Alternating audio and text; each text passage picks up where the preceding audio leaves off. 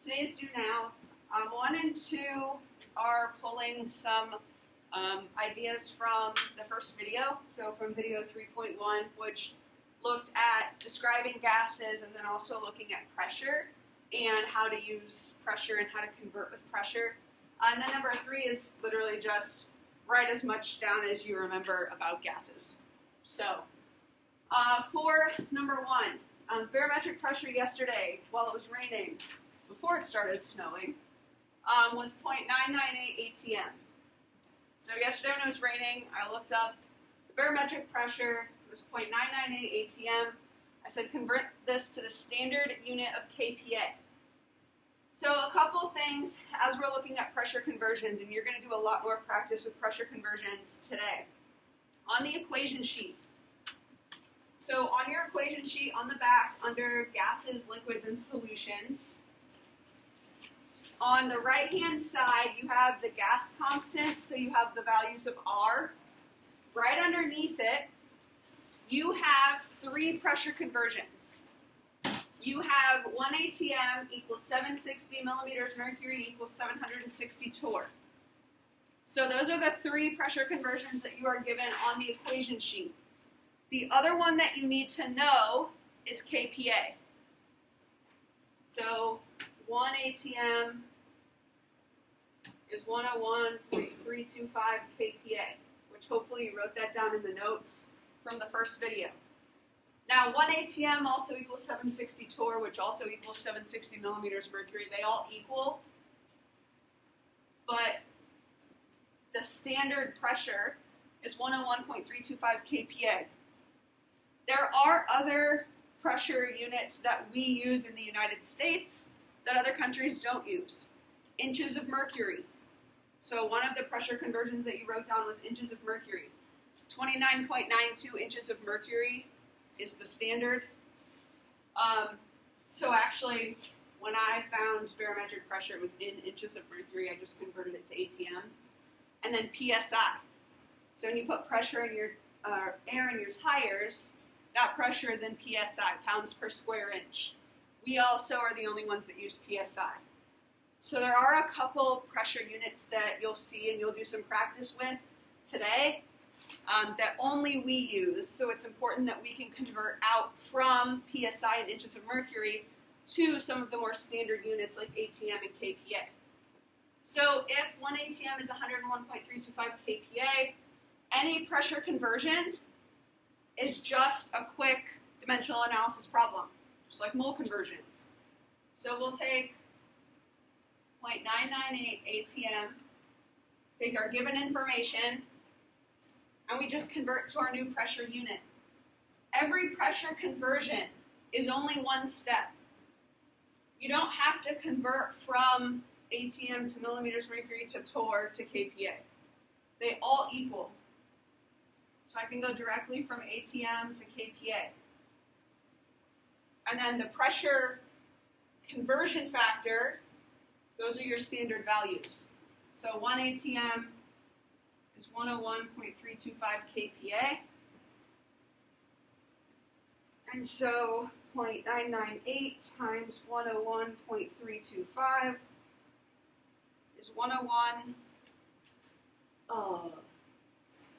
We're going to go out to more than 3 sig figs. We'll do 101.12 kPa. So since our value in atm is a little less than the standard, you would expect our value of kPa to be a little less than the standard. So again, any pressure conversion, we'll do more practice with this today, but any pressure conversion can be just done in one step.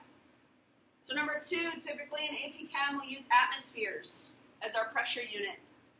What is standard pressure in atm? Just wrote it down up here. Standard pressure in atm is 1. 1 atmosphere is standard pressure. Now, standard pressure is part of STP. We will talk about STP a lot more with gases because that's when we can use molar volume. So STP is standard temperature and pressure, 273 Kelvin and 1 atm. And at that point, the beach ball that's hanging over above my desk. Once it twists around a little bit, it says 1 mole equals 22.4 liters. When we are at STP, we can use molar volume. So when we're at STP, we can use the idea that 1 mole of a gas equals 22.4 liters. And number 3 is just whatever you remember from honors, hopefully at least a little. Right? So I said think about characteristics, how it's measured, equations that are used, any units that are used. So number 3 is just a you can do question. Any questions on the do now? All right, so we will continue to use the equation sheets today, but just like usual at the beginning of the week, kind of looking at the week ahead. So we're going to start gases. Hopefully you realize that by now. This is actually a relatively short unit, so it only lasts 2 weeks. We'll test at the end of next week. I don't know the days yet because I don't know what decision they'll make tonight. So it could be next Thursday and Friday. It could be next Wednesday and Thursday. It just depends on what our schedule will look like next week. Unit 3 mastering is already up, already available. It's due next Thursday by 2:30. Just like with their thermo mastering, this is broken up by video. So after today, you can do questions 1 through 6. I cannot remember how many points it's worth, but I know that there's lots of extra credit again. I want to say it's between 25 and 30 points, and there's like 6 extra credit questions built in. This unit is pretty math heavy, so we will still talk about the conceptual ideas with gases, but there's going to be a lot of math, so you want to make sure you always have a calculator ready to go. You can use your phone, but having a calculator like what you're going to use on the test is going to be most beneficial. And then there will be a weekly review this week. Similar questions to those that you'll see in the videos on Edpuzzle. So I tried to add more of these AP-style multiple choice questions within Edpuzzle, both math and conceptual. That way you can look at the feedback, and so I'm going to be putting similar questions to those in the weekly review. You'll be able to see the lesson plans. You can see all the hyperlinks already, so there's lots of things already linked in the lesson plans. Really, the only homework in the evenings are going to be just to watch kind of the next video, so that way you're ready to go for the next day. And then, a couple days, it'll just be work on mastering. All right, so the first thing that I want to do, so if you don't have your notes out, go ahead and get out your notes, because we're going to talk a little bit about the conceptual idea of gases. And I usually do a demo with you guys acting like gas particles up here at the front of the room, but I think that would be frowned upon this year. So I'm going to do a simulation up on the board instead, and I'll just have you guys kind of tell me what to change.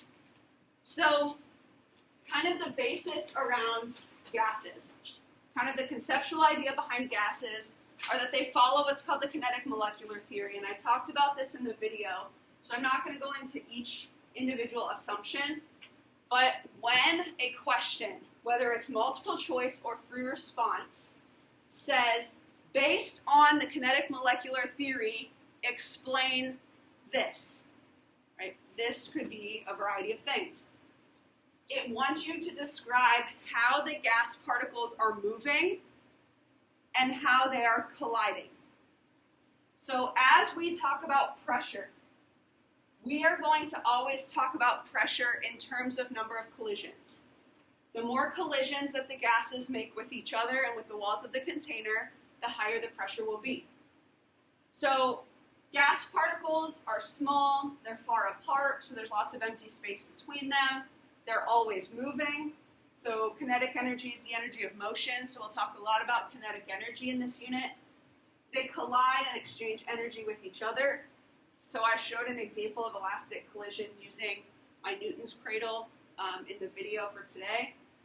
They are not attracted to each other, so they collide and they bounce off. They don't collide and stay attracted. One collides, bounces off, keeps moving. And then this is going to be probably the biggest thing that I'm going to hit on maybe every single day of the unit. The average kinetic energy of a gas depends on the temperature. If 4 different gases are all at the same temperature, they all have the same average kinetic energy. That means that the energy of motion is the same. That doesn't mean their speed is the same, but their average kinetic energy is the same. Remember, kinetic energy is 1/2 mv squared. So it takes into account mass and velocity. So what we're going to do, right, normally what I would do with you guys up here, can't really do that, so we're going to do it up on the screen instead, is there's this box. So in a lot of gas questions, it's going to say that it's a rigid container. This metal box is a rigid container. A balloon is not rigid. A balloon can expand and contract. This is a metal box. So when a gas particle hits the side, it's not going to expand. I can expand it if I want because there's this handle, so I can move it, but the gases will not. What we're going to focus on is this pressure reading. Remember that pressure is based on the number of collisions. So I'm going to start by pumping some gas into this container. I know there's a little bit of a lag because I'm projecting. But here's our pressure reading. It's sitting right around 11 atm. So you have the gas molecules that are in the container. They're bouncing off the walls. They're bouncing off of each other. If we want to increase the pressure, if I want to make these gas particles collide more, what is one thing I could do? Shrink the box. So I will decrease the volume. All right, so I actually decreased it to about half the volume, pretty much doubled the pressure.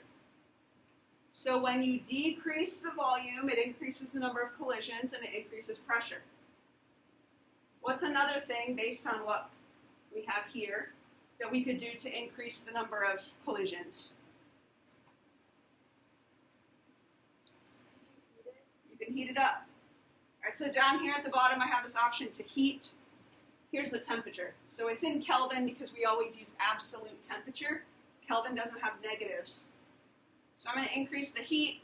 Right, notice up at the top, I increased it to 750 Kelvin. Also increase the pressure. So I change the volume, I change the temperature. What if I add more gas? So I'm going to change the color so that we can see the added gas.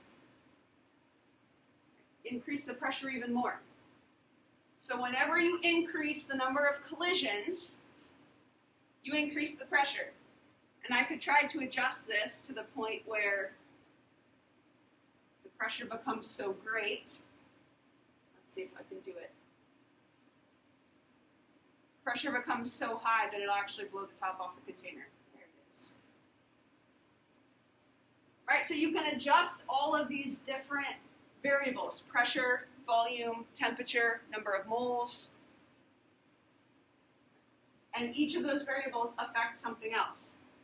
I could also adjust the volume and temperature to try to keep pressure constant. And we'll look at all of that tomorrow when we look at gas laws. But number of collisions is pressure. So when you're thinking about, is the pressure increasing or is it decreasing and why? And if it says, base it on the kinetic molecular theory, you need to talk about the number of collisions. And I have this linked in the lesson plans and linked on the Do Now slides, so if you want to, I was playing with it for like 15 minutes this morning.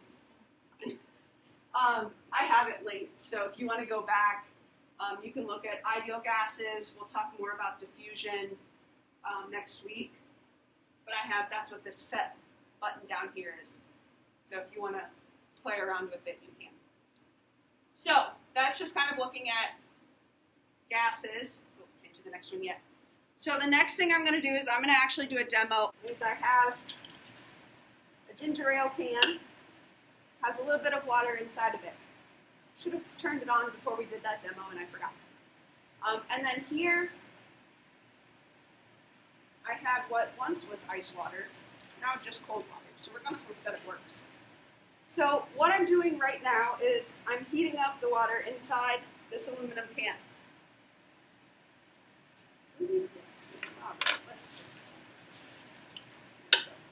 So as I heat this, right, we can think about as we increase temperature, what it's doing to the particles inside the can. So there is some water inside. So as we heat up the water inside the can, what's happening to the water molecules? Are they speeding up or are they slowing down? Speeding up. When you increase temperature, you increase the speed. That's the idea that average kinetic energy is based on the temperature. So the higher the temperature, the higher the average kinetic energy. So as this is heating, the water molecules inside are going to start heating. And it's an empty can, so it was open at the top. And what it's going to do is it's going to start heating the water inside. Water's going to start to boil. As it boils, all of the steam is going to push out any excess air that's inside the can. So there has to be a little bit of water inside so that I can push out any remaining air. Then what I'm going to attempt to do quickly is I'm going to put this can into the cold water and we're going to see what happens based on pressure. So when you heat something up very quickly and you push out all of the air inside a container, you're creating a partial vacuum. So a vacuum is when you remove all of the air from inside a container. So by heating up the water inside this can, we're creating a partial vacuum. It's pushing the air out. The goal is, when I put it into the ice water, that all of the steam that is inside the can condenses. Right? Condensing is when you have gas going to liquid. So as this is heating, remember that gas molecules take up space. So as the water is heating up and as this turns into steam, the gaseous water should take up the entire can. Because solids and liquids have a specific volume. Gases take up the volume of the container. Which means the only thing that's going to be in there is steam. No excess air, should be just steam. But when I put this into here and it condenses, well then all of that extra space that was occupied by the steam is empty. That's why we're creating the vacuum. And this is going to actually show how strong atmospheric pressure is. We don't realize how strong it is. It's pushing down on us all the time, and we're not like, oh my gosh, it's so heavy. Right? We just notice that there's atmospheric pressure around us. We know because gravity keeps us on the ground. But this is going to show how strong it is. We'll see if it works. Steaming it? No. Well, I'm going to just kind of tell you what's going to happen next. So, after we do this, you're going to actually just have time. Like, this is pretty much it in terms of covering anything new today. So you're going to have a lot of time to be able to work with groups. And all of the practice, I've tried to make a lot of the practice within the notes, similar to what you'll see on mastering. So today you'll be able to work on the practice for video 3.1, which I have the answers up on the board. I'll have them up on like the slides and everything like normal. But a lot of those questions are pressure conversions. Those will be similar to what you'll see on mastering. So that way you can go through the practice in class, you can see what questions you have, and then once you check your answers, you have those that will help you with mastering. All right, so now we can see the steam coming out. All right, so the steam inside as it's heating is pushing all of the extra air out. So all that we're going to have inside the can is gaseous water. It's the only thing that's taking up space in the can. We need to make sure it's boiling.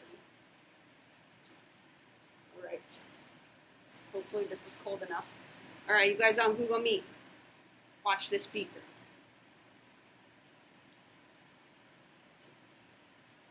Hope it's not a dud.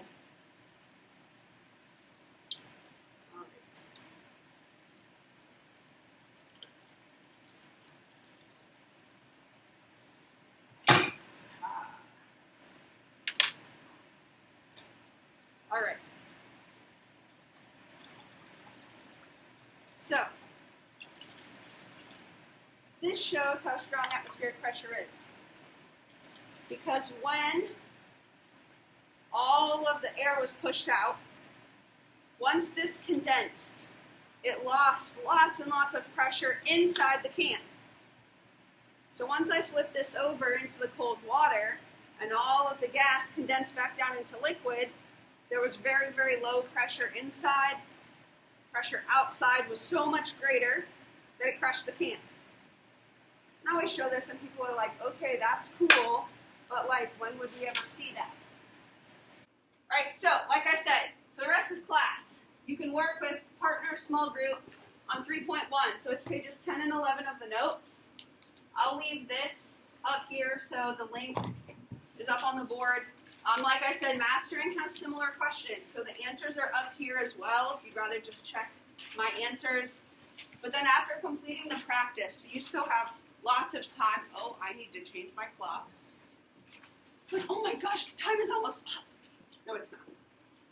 After you finish the practice, you can work on mastering, so questions 1 through 6. Or you can watch the next video for tomorrow. So for tomorrow, you watch video 3.2. It's on looking at simple gas laws. Boyle's law, Charles' law, combined gas law. And then we'll do some more practice with that tomorrow. But you just have time now to practice. 1 through 5 are conceptual questions, and 6. So 1 through 6 are conceptual questions. 7 through 9, so the rest, are all math. I know that there's a question like number 8 on mastering, which is always why I put it on the practice. It's math, but this is why. You're going to see questions that look similar. So answer the questions, check answers, ask questions if you have them, and then you're just going to have time